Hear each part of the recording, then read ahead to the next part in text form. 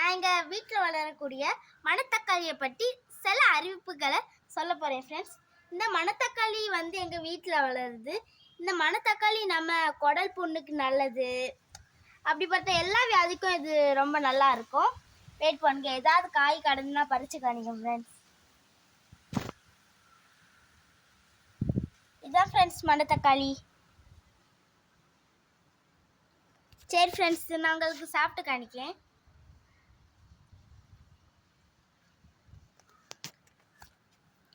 ரொம்ப சூப்பராக இருக்குது ஃப்ரெண்ட்ஸ் இந்த மணத்தக்காளி. நீங்கள் இந்த மணத்தக்காளியை வீட்டில் வளர்த்தியனாலும் சாப்பிடுங்க, இல்லை வெளியே வாங்கியாவது சாப்பிட்ருங்க ஃப்ரெண்ட்ஸ். இது நாங்கள் நாளைக்கு வந்து சூப் வச்சு குடிக்க போகிறோம் ஃப்ரெண்ட்ஸ். அதனால தான் உங்களுக்கு இன்றைக்கி இந்த எங்கள் வீட்டில் வளரக்கூடிய மணத்தக்காளியை காணிக்கும் ஃப்ரெண்ட்ஸ். சரி ஃப்ரெண்ட்ஸ், பாய். அடுத்த வீடியோவில் பார்க்கலாமா?